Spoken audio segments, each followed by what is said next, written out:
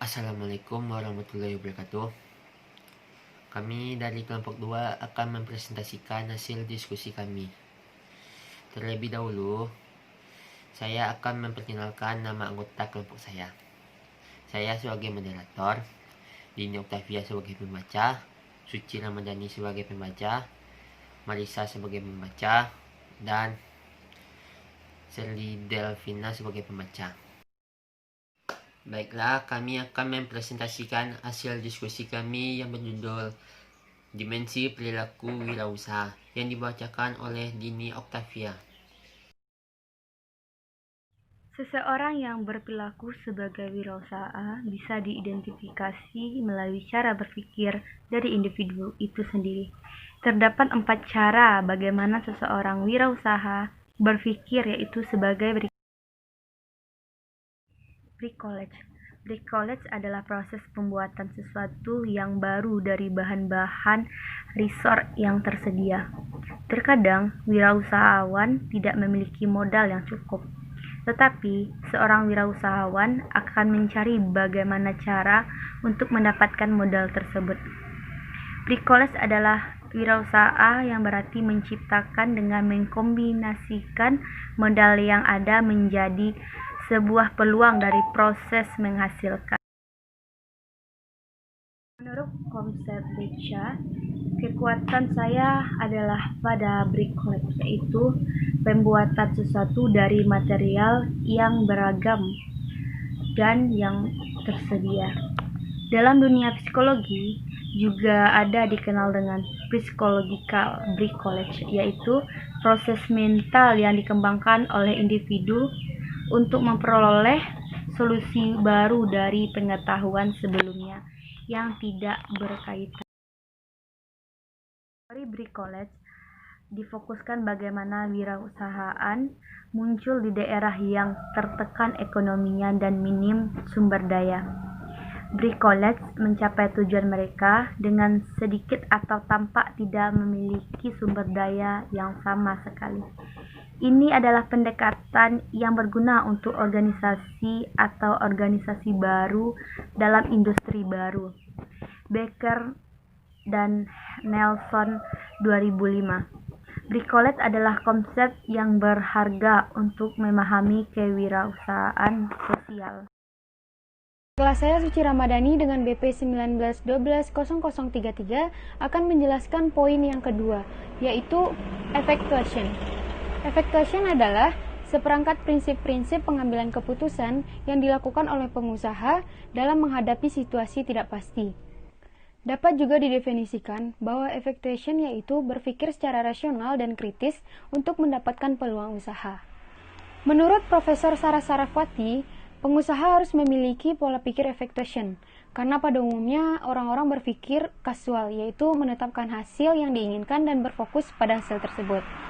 Cara yang lebih baik dalam membangun bisnis adalah dengan berpikir effectuation, yaitu mempertimbangkan identitas pengusaha, sumber daya yang dimiliki, dan koneksi yang dimiliki.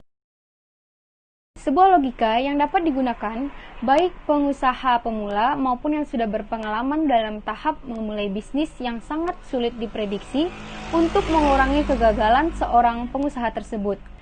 Teori evakuasi ini punya 5 prinsip.